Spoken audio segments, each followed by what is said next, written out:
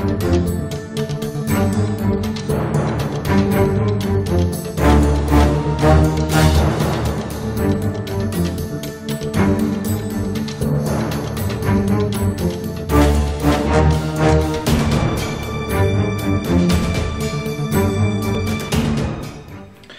y'all doing? Well, a couple weeks ago I posted a video about an unboxing of an old set of miniatures from that's Dark Sun, People of the Land. You know, it's this one right here, and I just went over about how I just went and discussed what I liked about it and everything, described what this box set is from, and of course, I didn't just open the box and let's say nice miniatures, put them back in. Oh no, I painted them. I had some time off this last week, so I got to work on most of the miniatures on my days off, and in between there I was able to finish it up until the night before I made this video. I finished the last one. It was the Dragon King. So I'm going to show you off my work and put a little slideshow over there to see a comparison of be painted and unpainted, you know, so you can see how it is. I also want to compare about 3 of the miniatures which I already have from this set. How I got into miniatures was from a friend of mine back when I was in 8th grade. I went to his house and I saw all these, and his uncle got this very same box set, and of course he gave it to him. When I first looked at them, almost all of them were spray painted white, primed, and ready to paint, and you know, he painted some of them. His Gith shaman was pretty neat because he used the testers enamel, those little bottles come in the for model cars and such. Of course, he chose blue for his because the painting of the Gith shaman Brahms was kind of bluish in color, but his was kind of neat because the bottle settled a little bit. So instead of mixing it thoroughly like you're supposed to, he just dipped it in and, you know, the paint all the way through the layers and sprayed on there. So it had a nice little coating on the skin, sort of a blue woad, almost marbly look. I wish he still had it because it was neat to look at. I didn't paint mine like that. I used acrylics and gave it the typical highlights and stuff, but yeah. When I saw that, I mean, the most impressive miniature I saw all of this was the Dragon King. Somebody online did ask me what was my favorite, and even though I don't usually have a favorite, this comes pretty close. It has a nice majestic quality about it, and if you just look at the miniature alone and not thinking about the background of this monster, it has a nice regal pose. I wish they continued with the miniature alone because it's very neat. And when I think about it, I don't find too many miniatures like that today. But yeah, here we go. Let's take a look at how well I've done it. Okay. Before I show you some of the new ones that I've just painted, let me show you the couple from the same set, but done way back in the day. These are the first 2 miniatures I ever painted. Here we are. This is the one of the Gith warriors. And back then, again, I used my Rose acrylic paint. I just painted the body with a flat yellow. I painted this as sort of a silvery color because at the time I didn't think about stone spears being affected, so I wanted made metal. The carapace, I just did a little different highlight. Here's the same guy, another one of his kind, and again, take a look. Again, just flat yellow. I did not know about highlights or washes and stuff like that, and so there you go. And so but here we'll see the same miniatures. Here it is. I painted his shirt a bit differently. I have painted it a yellow, but then I highlighted it with a lavender after a wash. And the carapace, again, the same pattern. I wanted on 2 of these to put like in between where the black is, sort of a reddish fiery look, like a war paint or something, or a bluish one. You know, just add more color. But I decided against it. So yeah, definitely see how my technique has evolved over the years. Again, same miniature, but that's one of the reasons why I got this box, is just to see how far I've gone. But let's set these aside. I'll show you the others. Here again is the other one I've done. Let's see. Yeah, definitely, because instead of just putting a flat line around the carapace, I put one line of a bronze flesh and then a highlight with a lighter brown. Yeah, I won't be able to see it too much, but again, I'll see it on my slideshow here. And then there's three of them in this set, and then I never had the third one. A friend of mine, already took claim of it. So here he is. There you go. Just look at that. Just really come a long way over the years. But that's just the Giths. So put these aside, and let's go even further. We'll start with the dwarves. We got two of them. Here's the first one. I decided to paint him in a nice dark flesh. Well, dark sun being a harsh desert world, you figure yes. So some people there have a darkened skin, with a few exceptions. So I thought I'd just paint this one a darker flesh. Because it shows how I figured that's something you don't see too much in a dwarf. But there you got this one, the traditional bronze limb look. He's got bone axe, kind of stone-like armor. But yes, quite satisfied results. And these two didn't take me that long. Then we'll go for again another one of the smaller miniatures. And this is a halfling. Again, they kind of instead of the hobbits like you see Bilbo and Frodo, the halflings of Dark Suns are these vicious, well, still short. They're not known for their hairy toes. They're sort of these vicious tribal race, more attuned to nature. Probably make us decent druids. In the Dark Sun world, they have a tendency to eat anything fair game as far as food, including sentient races. So, but also another thing that would eat our sentient races is another one of the player characters, a Thri-kreen, a mantis warrior. Definitely like the way this turned out. Now, in the books, they describe this as something for a, they have a sandy color carapace, like matching the desert, probably like this base and all that. But I decided to paint like a traditional mantis green sort of look. Little inks and washes, light green highlights and such. So, yeah, I'm glad the way he turned out here. So there's that. Let's go into something a bit more humanoid, or, well, it's something more human. In this case, we'll go to elves. Here we got one of them. Sort of an elven warrior or some kind. The elves of Athos are not token-like. They sort of modified them to where they're 6.5 to 7.5 feet tall. They're travelers and raiders. They're known for running everywhere instead of riding on conventional vehicles or mounts. So that's just fine, very fascinating. Oh, sorry, my finger's in the way. But yeah, I like the way I did the pants and all that. But here's another one. It's an elf shaman. Again, I like the way this turned out there. I somewhat painted these similar to what the box art in the back of the in the back of the box set, because it shows paint examples of all of them, what they look like. But there's a slight differences here and there. They're not totally exactly the same. So yeah, it looks like he's got a couple bones in his hands, probably spell components. Something interesting I found in a lot of Dark Sun art, if you take a look at his hand, they're tied, two fingers are tied together. They never said that, explicitly why they do that, but you figure as shamans you have to move your hands a certain way. But I just figure I just like that detail. And moving on, we're going to go in the sort of a half-elf wanderer. I like this one. It doesn't show, just looks like something like a traveler in the desert. Could be a rogue, could be a mage of some kind, but nothing too much. But it just makes it, just looks interesting to look upon.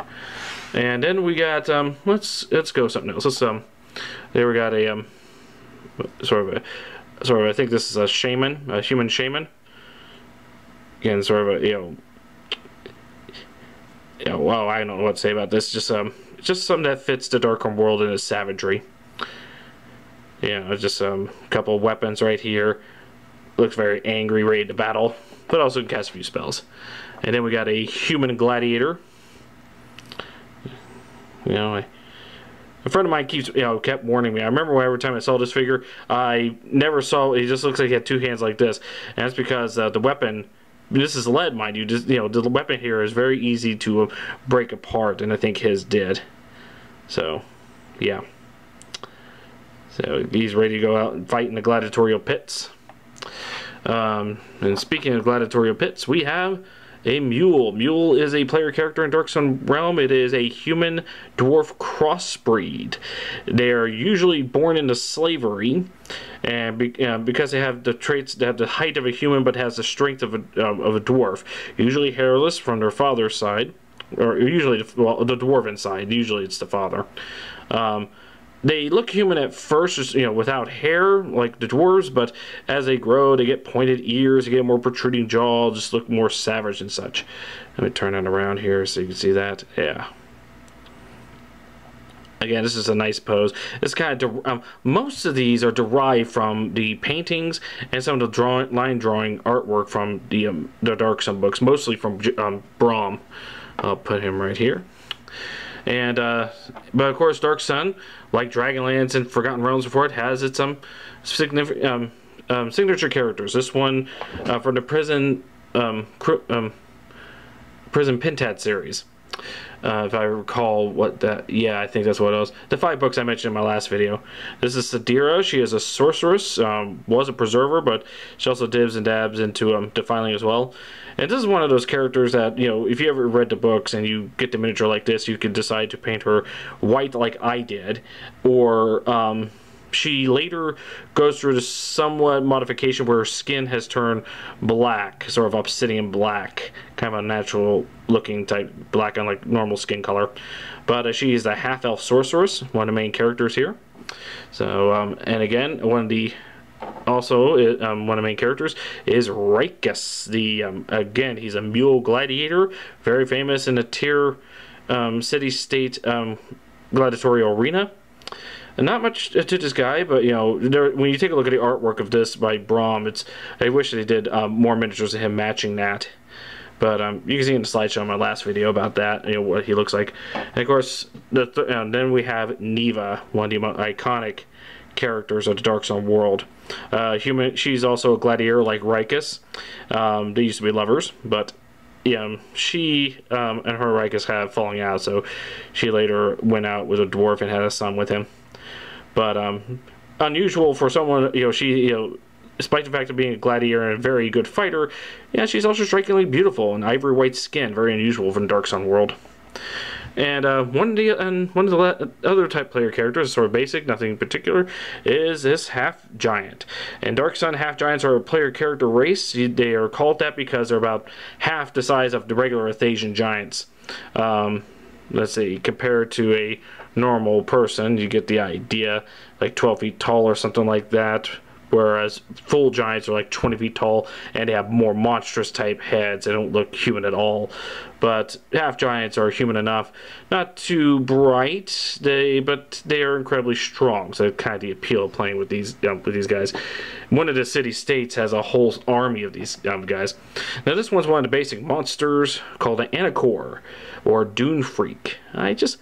Something about this. I mean, the drawings I've seen of this guy, he kind of, made him nice and fat looking, very, like a monstrous sumo wrestler. But this one just kind of gives a nice big muscled look, something you don't want to face without a weapon, to face him. Because just look at these claws and all that. I thought it was all neat. I kind of like how I did the muscle tones and stuff like this and all the texture. Again, get a good before and after in a slideshow here. Now, then we have the Gith Shaman. This one I was talking about earlier. My friend of mine had this where he had the same model, but he used Testor's enamel which settled, and when he painted the skin, it had that weird mosaic look to him.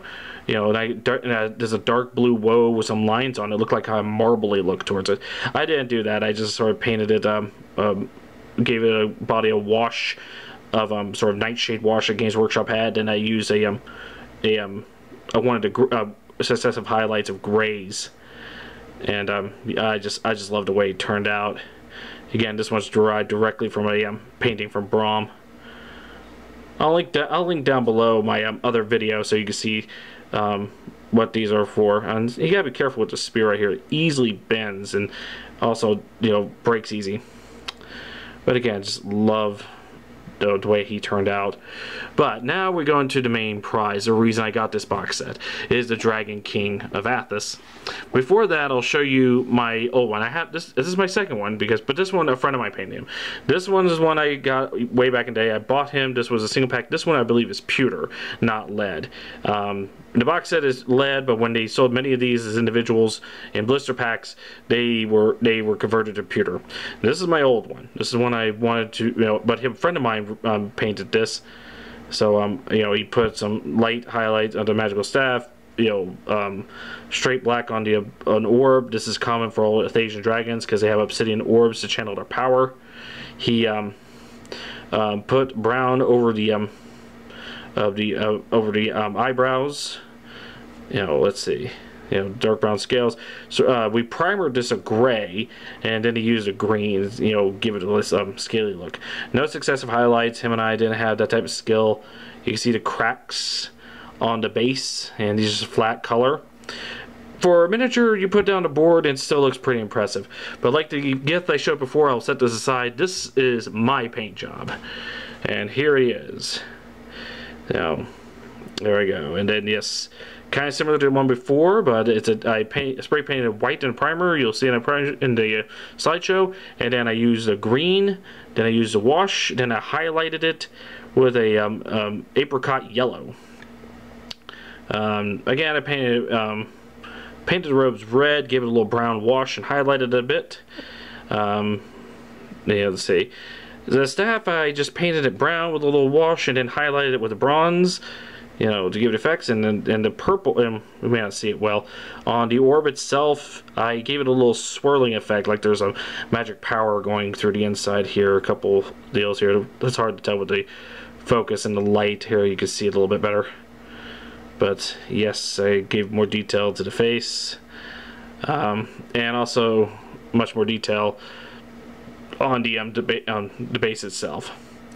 Quite happy when I got this one, and and I wish they brought this out, still continued the production line just a moment.